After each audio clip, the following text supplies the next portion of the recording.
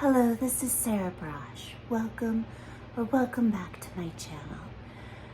So I need to talk about, well, first before I say anything, I just want to say please donate to my legal fund. Please subscribe to my YouTube channel.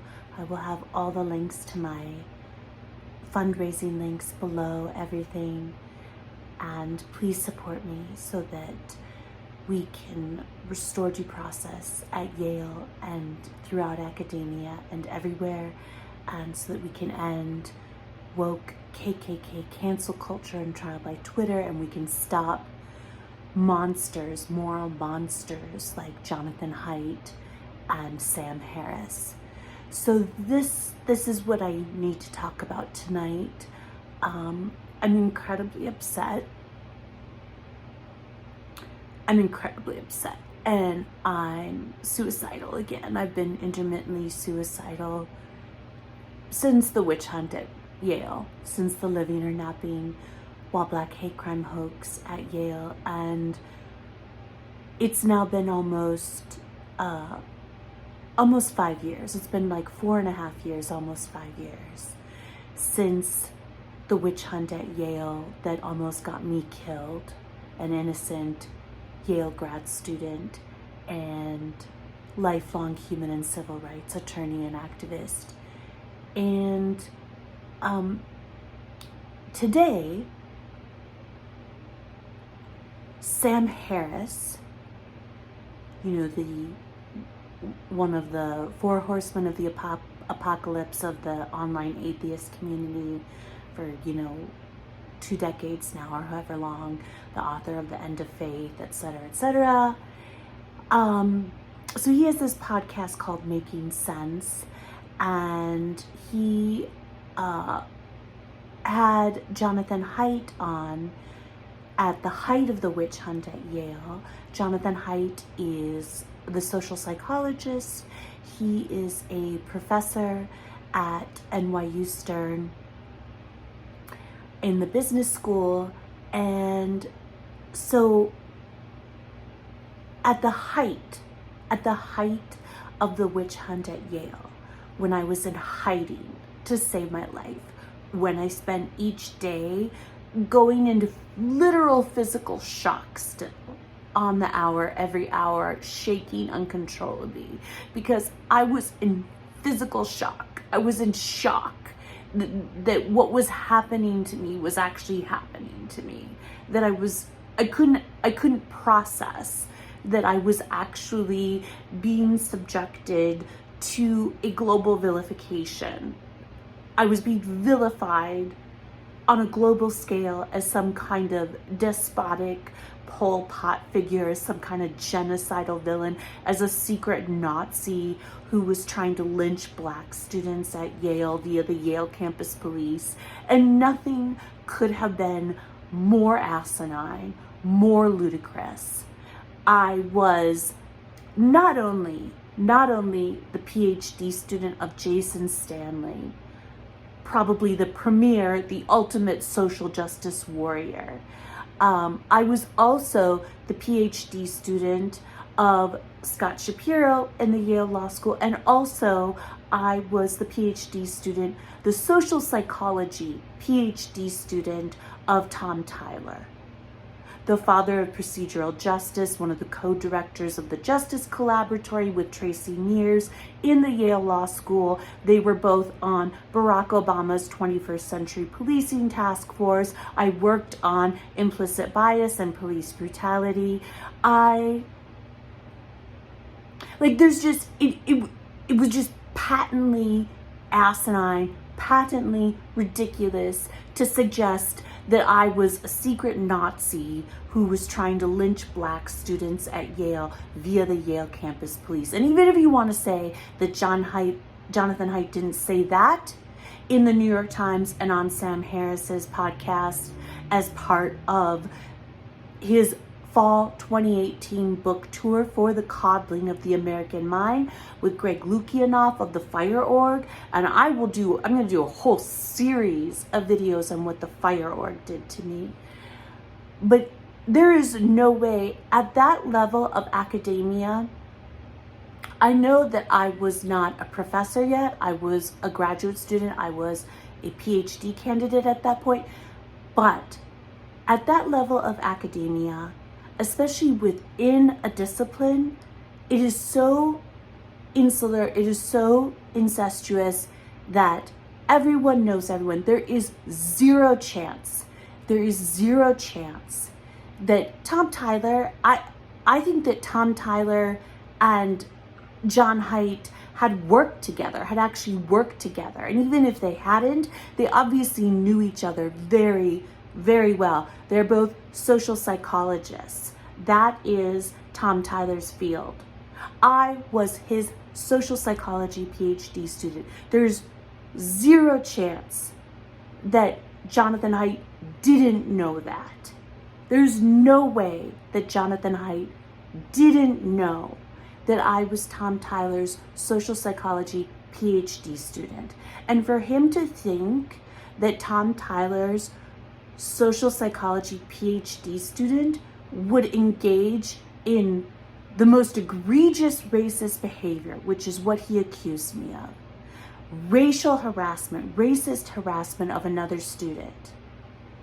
That he would think that I would call the police to get someone maimed, harmed, or killed. That he would think that I would do that. Call the police on someone to harass them, a black person, a black woman, another student, that he would think that it's impossible that he believed that. It's impossible. He didn't believe that. He did not believe that. And I now believe very strongly that Jonathan Haidt is a grifter. Please understand me. Jonathan Haidt is a grifter. 1 minute he's woke, the next minute he's anti-woke. 1 minute he's playing father figure to the mattress girl from Columbia University. The next minute he's the anti-woke, hero. It's just, he is a grifter. Jonathan Haidt is a grifter. He's also a rabid anti-Trumper, as is Sam Harris, and that played a huge role. And obviously, as everyone knows, in their attacking me, it plays a huge role in it, because a big part of the reason why so many of the rabid anti-Trumpers in the anti-woke camp attacked me, or at least never helped me, and have been protecting their friends who did actually attack me, like Jonathan Haidt on Sam Harris's podcast in fall 2018 during his book tour. So he repudiated the contents of the coddling during his book tour for the coddling. And I now believe that he made some kind of deal with Yale. I believe he made some kind of deal with Yale. I do. Because Yale wanted me dead. Yale wanted me destroyed. And Jonathan Haidt just goes where the money is. Jonathan Haidt has no principles at all. He's completely not principled. He has no morals at all. He's amoral. Like, he's just acting in his own self-interest, which I understand his primary motivation to be money. He is willing to be anti-woke, he's willing to be woke, he's willing to be anti-cancel culture, he's willing to participate in cancel culture. Obviously, he participated in woke KKK cancel culture and trial by Twitter with respect to me. So Jonathan Haidt is the premier grifter. He was very happy to get someone killed, me, whom he had to know was completely innocent.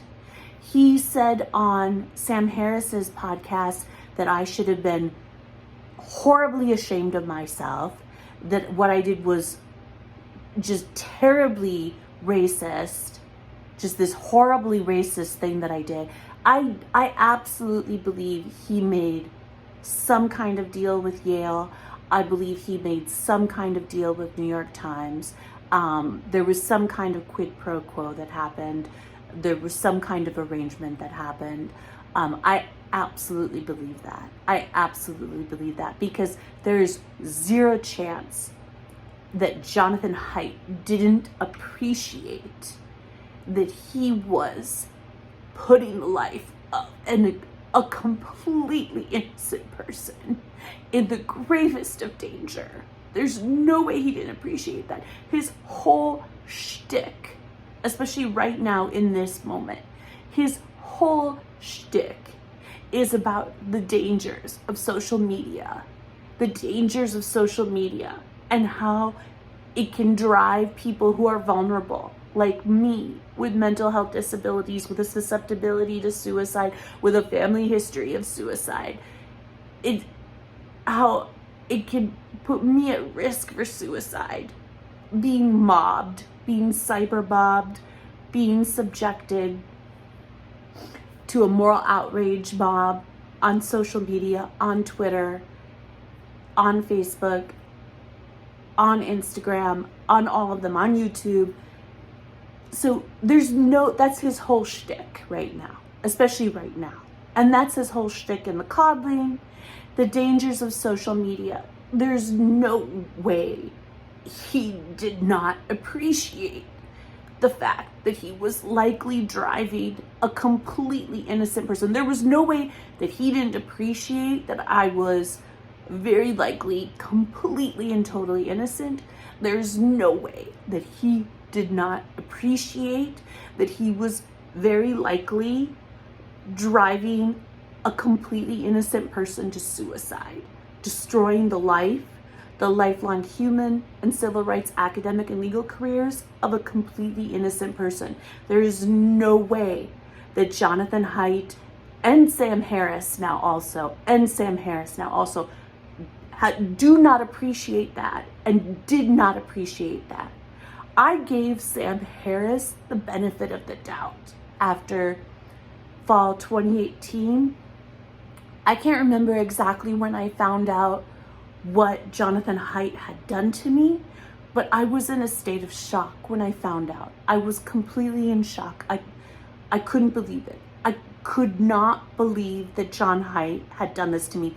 What he did to me and the subsequent smear campaign, what Jonathan Haidt did to me was a complete repudiation of his entire body of work. It was a complete repudiation of the coddling, okay? I couldn't believe it. I was in a state of complete shock. And now listening to it now, I feel like I gave Sam Harris too much of the benefit of the doubt, because Sam Harris, in the podcast after Jonathan Haidt defames and attacks me, Sam Harris says he doesn't really know anything about the Yale incident. But then he goes on to talk about how someone who did something like that should feel really grossly ashamed, and whether or not they're a decent person and a non-racist person, or whether or not we could determine that they're a racist person, depends on the amount of shame that they feel. Well, I did absolutely nothing wrong during the Living or Not Being While Black hate crime hoax at Yale, and I have never apologized for anything. I am owed untold apologies, but I have never apologized for anything, because I did absolutely nothing wrong. Absolutely nothing wrong. The only person who was racially profiled, the only person who was ever harassed, the only person who was ever racially profiled, the only person who was subjected to the grossest and most egregious, ableist bigotry against me, publicly shaming me for my mental health disabilities.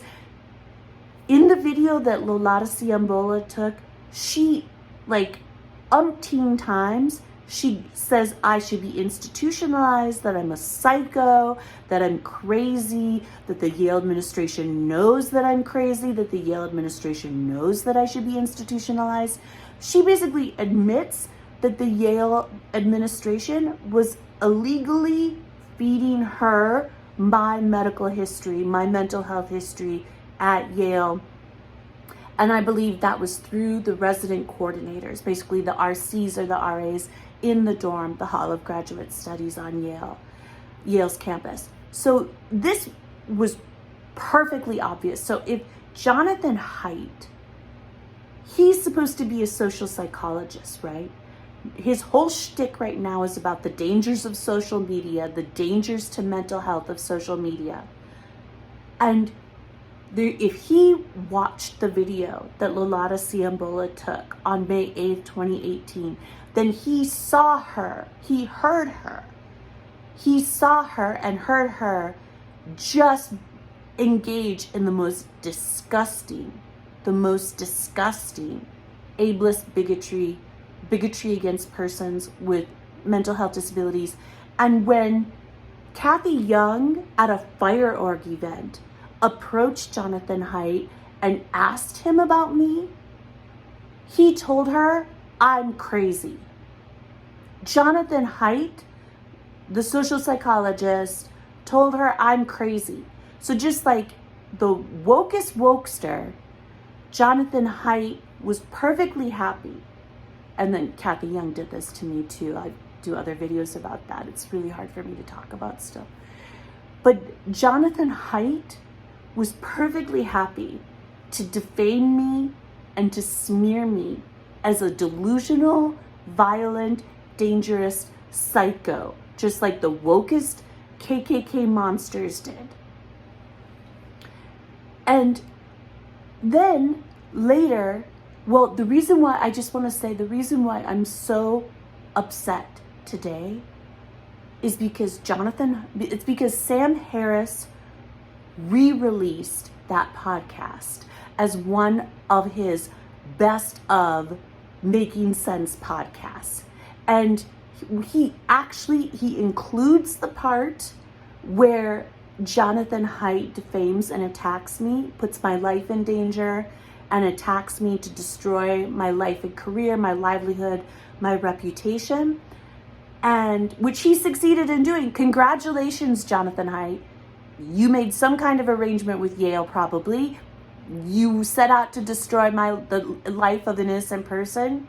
Congratulations, you succeeded. Sorry that you weren't successful in driving me to suicide, as I'm sure you plan to do, but you succeeded in destroying the life of a completely innocent person. So congratulations. Congratulations, job well done. Job well done.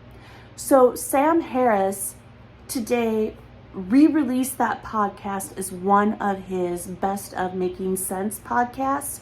He leaves in the part where Jonathan Haidt attacks me, smears me, defames me, and he leaves it in also to the free version. So the whole world gets to hear it. So the whole world can hear Jonathan Haidt attack me, defame me, try to get me killed, try to drive me to suicide, try to destroy the life of an innocent human and civil rights attorney and activist. The whole world gets to hear this because Sam Harris left it in the free version that the whole world, you don't need a subscription, you don't need to pay Sam Harris anything. You can listen to Jonathan Haidt attack me on Sam Harris's podcast for free because Sam Harris wanted to make sure that the whole world would get to hear this. And there's not a doubt in my mind that this is retaliation against me, that Sam Harris is trying to drive me to suicide to protect Jonathan Haidt. And there's not a doubt in my mind that this is retaliation against me because I've been speaking out publicly against Jonathan Haidt and what he did to me, and that he is a fraud and a charlatan, and a bigot and a hypocrite and a liar.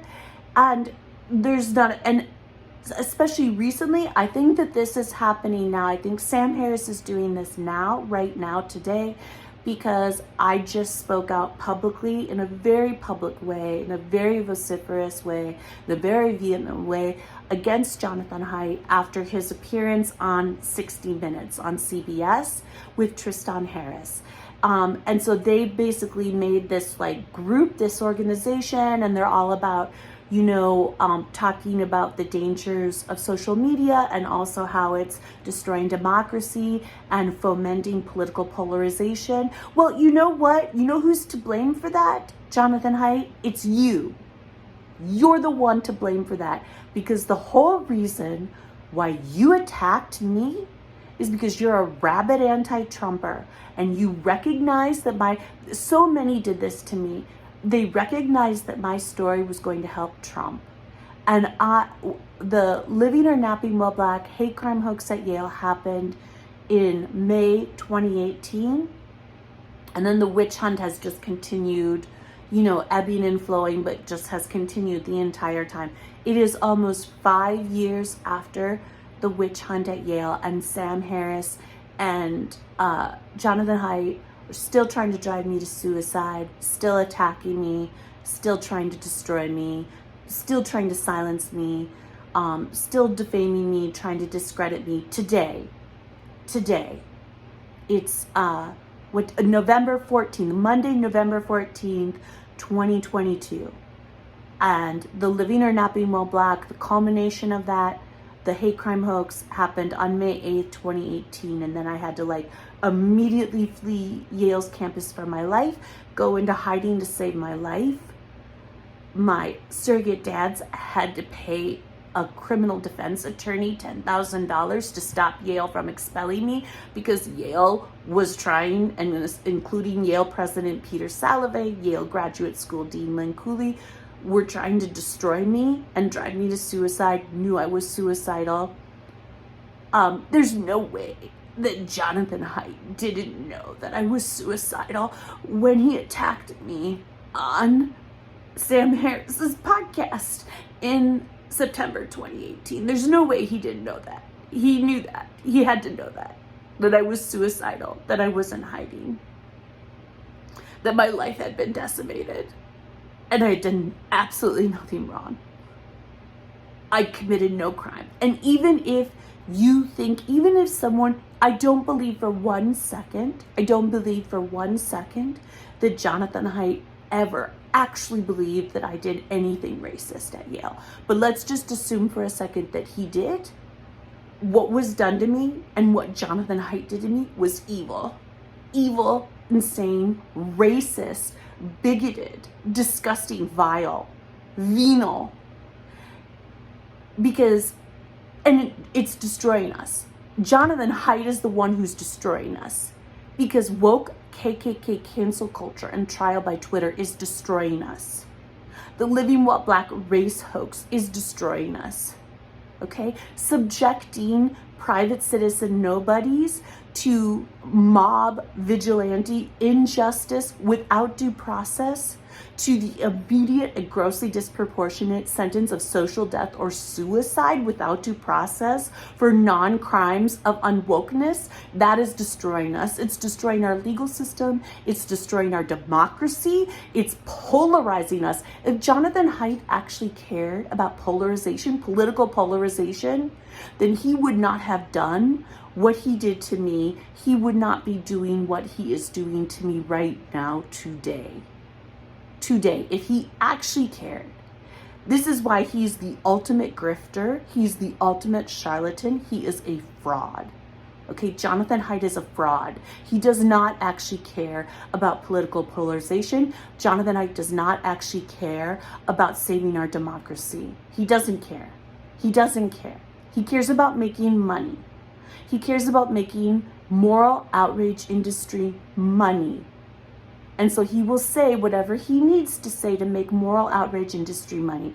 Because if he cared about ending political polarization, minimizing political polarization, if he cared about bolstering our democratic institutions, then he would not have participated in the witch hunt at Yale. He would not be subjecting private citizen nobodies to moral outrage mobs, to vigilante injustice without due process that is destroying us, destroying our democratic institutions, destroying our constitutional principles of due process and equal protection, destroying the First Amendment, he would not have done to me what he did to me. He would not be doing to me what he is doing to me now.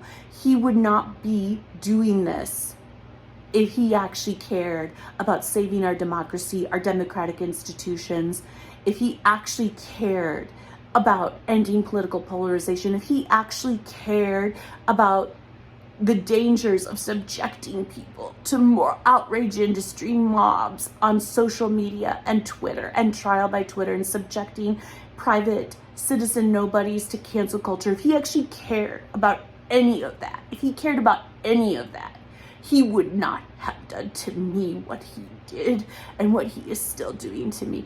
Jonathan Haidt, to this day, continues his behind the scenes smear campaign against me. I have published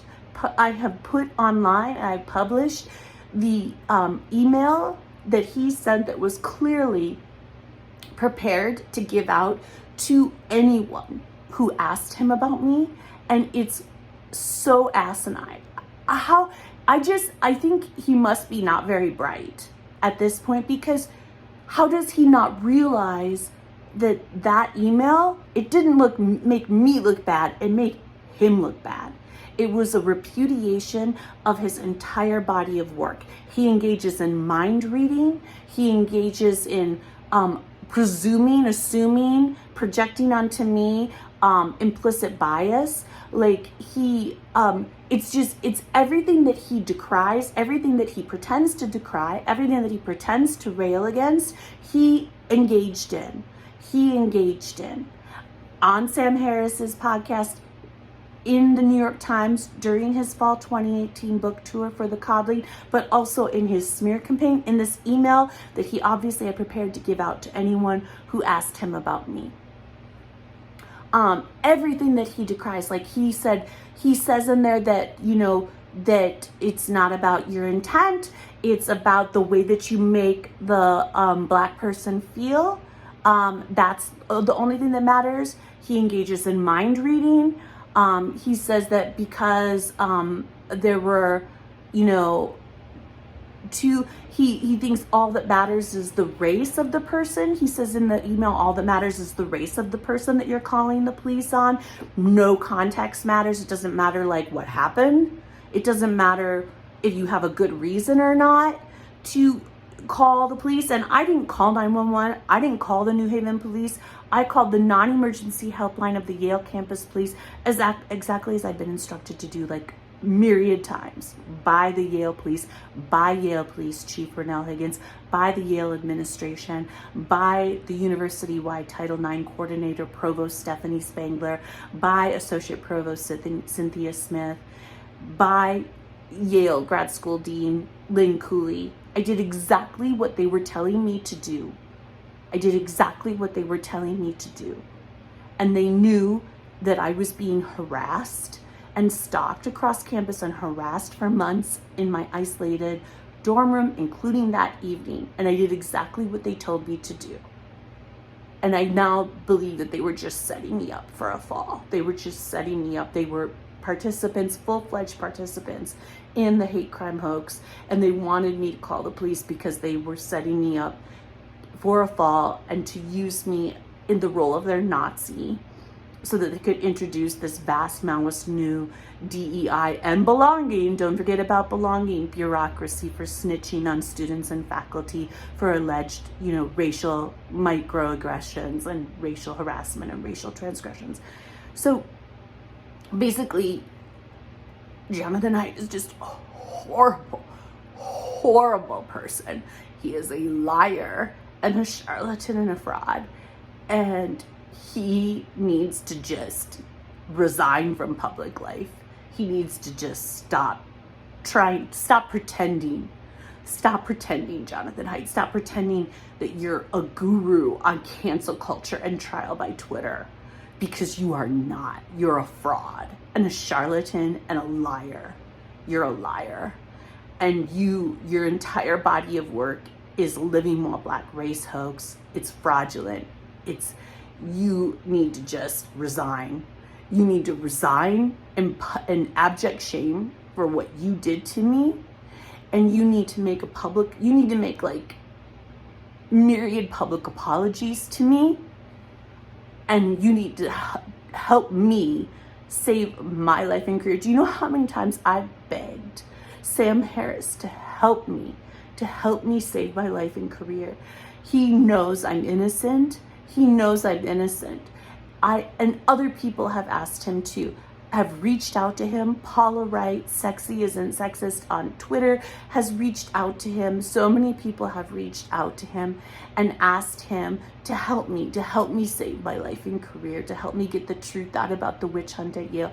I'm just like, I'm trying so hard to keep it together. I'm trying really hard to keep it together. I'm so upset. I'm trying so hard not to cry. I'm so upset. I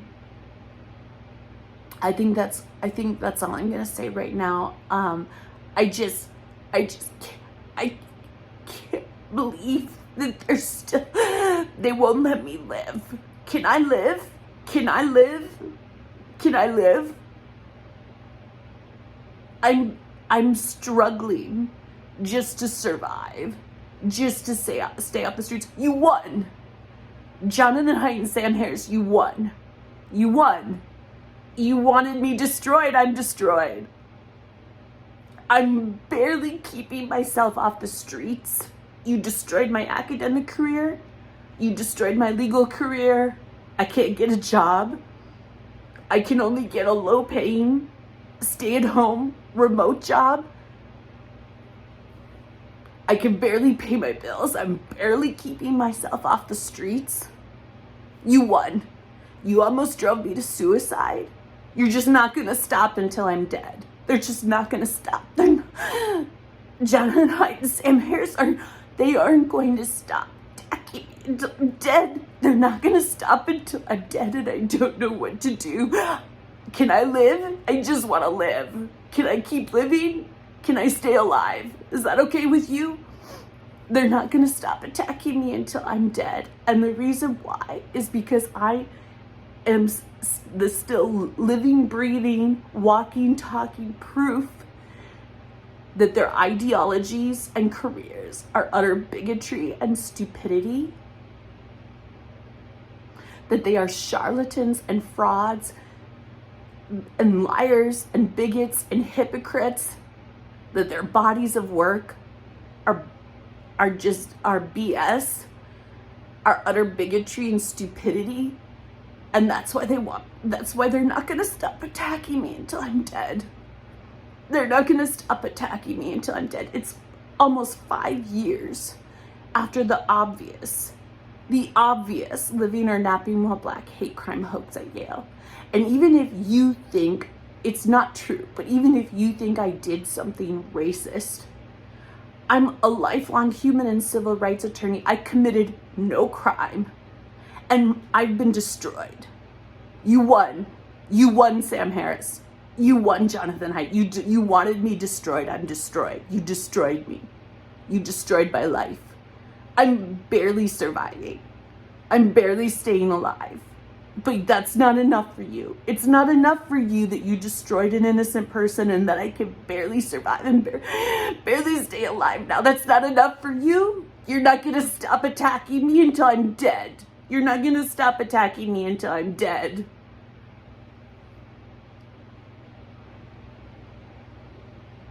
Do you have an ounce of humanity in you? Do you have an ounce of humanity in you?